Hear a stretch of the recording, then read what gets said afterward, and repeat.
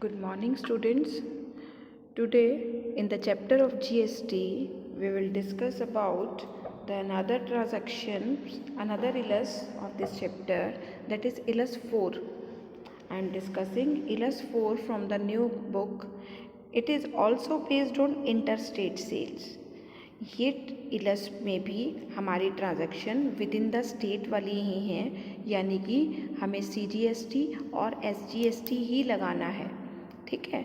लेकिन अब यहाँ पे नया पॉइंट क्या सीखना है हमने कि इसमें ट्रेड डिस्काउंट और कैश डिस्काउंट भी आ गया है, तो बहुत ध्यान से इसकी कैलकुलेशन सीखनी है। एक नई बात भी आपको मुझे बतानी है इसमें। पहले ट्रांजैक्शन पढ़ते हैं, साथ साथ सीखते हैं।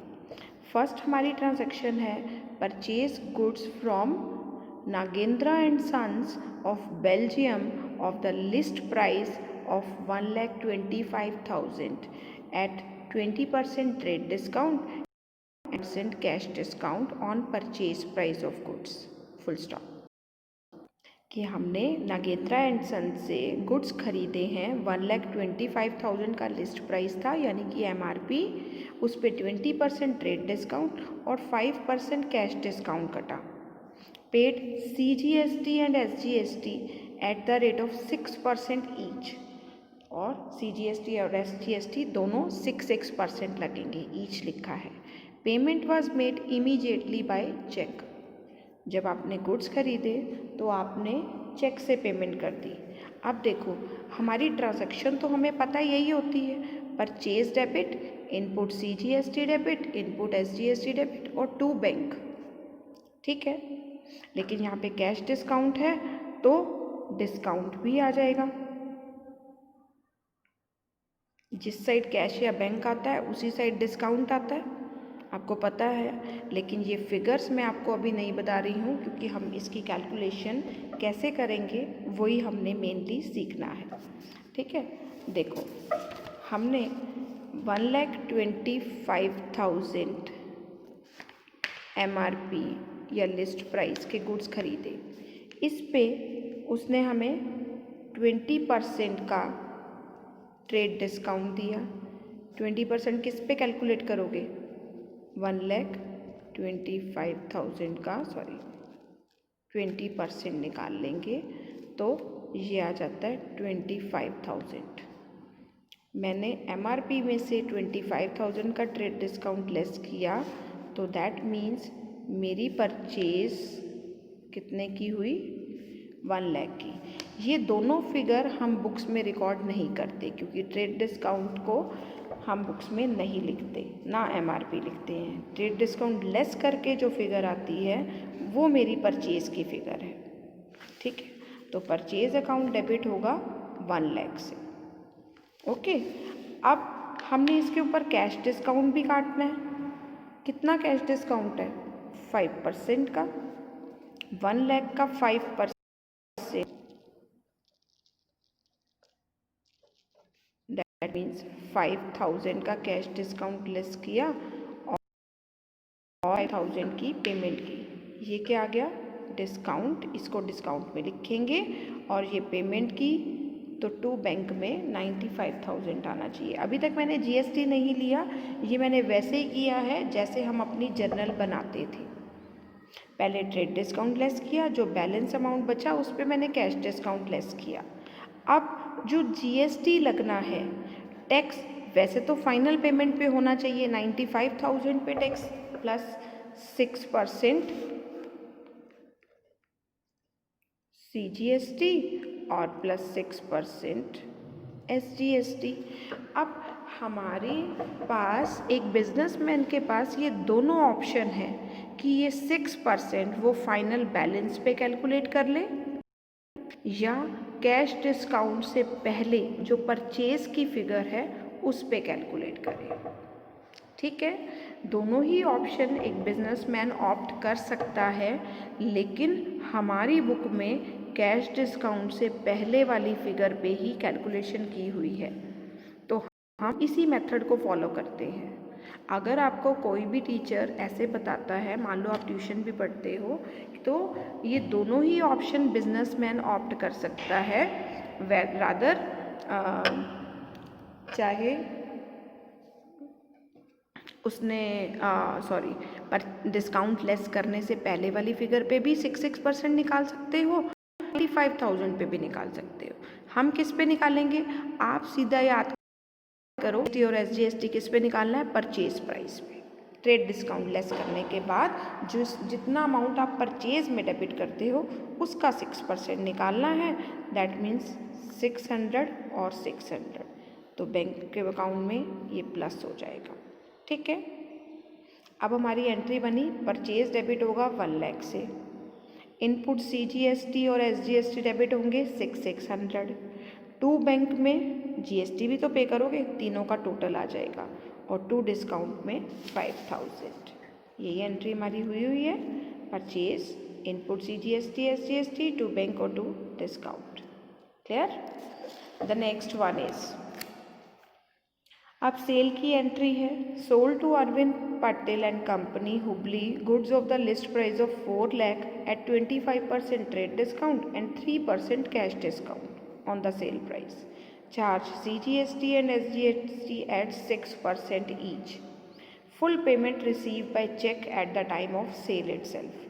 पूरे पैसे चेक से आ गए, अब पैसे आएंगे तो बैंक डेबिट होगा, बैंक डेबिट होगा तो डिस्काउंट भी डेबिट होगा। सबसे पहले सेल की फिगर निकालते हैं। 4 लाख में 25% ट्रेड डिस्काउंट लेस करोगे, 4 लाख का 25% यानी कि 1 लाख। सेल कितने से क्रेडिट होगा? 3 लाख। टू सेल्स में आ जाएगा 3 लाख। ठीक है, अब 3 लाख के ऊपर ही कैश डिस्काउंट हमें मिल गया 3%। 3 लाख का 3% यानी कि 9000 डिस्काउंट डेबिट। GST भी सेल की वैल्यू पे लगाना है 6%। CGST और आउटपुट SGST वो भी किस पे लगा? सेल वैल्यू पे।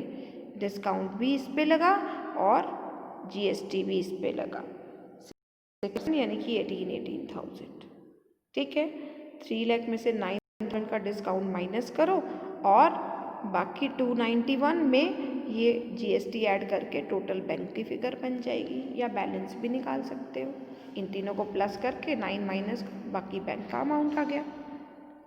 क्लियर हो गया? बस जो मेन बात मैंने बताई है, देखो यहाँ कैलकुलेट दी हुई है हमें कि हमने क्या करना है।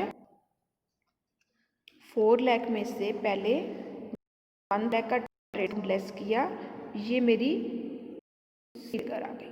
इसी के ऊपर 6% GST लगा और इसी 3 लाख के ऊपर ही 3% का डिस्काउंट लगा। डिस्काउंट लेस करोगे तो बैंक का फिगर आ जाएगा। क्लियर? थर्ड वन, सोल्ड, फिर सेल की एंट्री है, Bengarappa and brothers of Mysuru goods of the list price of 2,50,000 at 20% का ट्रेड डिस्काउंट है, 4% का कैश डिस्काउंट है on sale price, charge CGST and SGST at 6% each, 80% of the amount receive by cheque immediately. जितने पैसे लेने थे उसका 80% उसने हमें कैश दिया है। अब क्योंकि सारे पैसे कैश में नहीं आ रहे, इसलिए कैश डिस्काउंट फुल सेल की वैल्यू पे नहीं लगेगा, उसके 80% पे लगेगा। क्लियर? देखो कैसे करेंगे, 2,50,000 में से 20% का लेस करो, वो तो सेल की फिगर आनी ही आनी है। सबसे पहले 2 सेल लिख देते हैं, इसका 20% यानी कि 50,000 लेस हो जाएगा।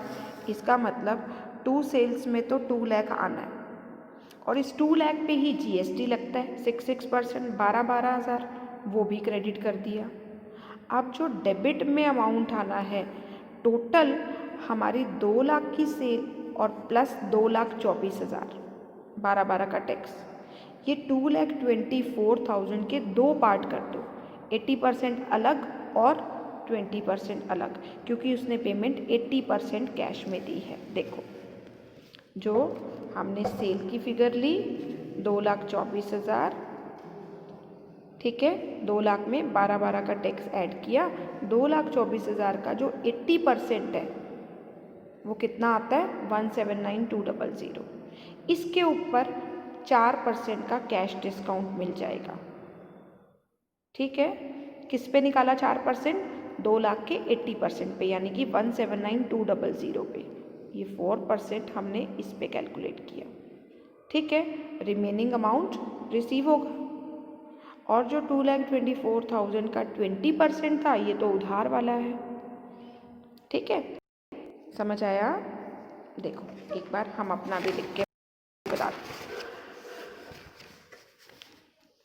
सबसे पहले 2 लाख की सेल और CGST और SGST 12,000 हमने ऐड किया, टोटल बन गया 2,24,000। अब क्योंकि सारे पैसे कैश में नहीं आ रहे, आप इसके दो पार्ट कर लो, 80% और 20%। इसका 80% बनता है 179,200 और 20% बनता है 6,400। ये तो उधार है, इसको तो यहीं रहने दो। जो कैश वाला है, इस पे 4% का कैश डिस्काउंट लेस हो जाएगा। इसका 4% होता है 6,400, यानी कि पैसे कितने आएंगे 172,000। जो कैश वाली फिगर है, इसको हमने दो पार्ट्स में लिखना है, डिस्काउंट में इतना और बैंक में इतना।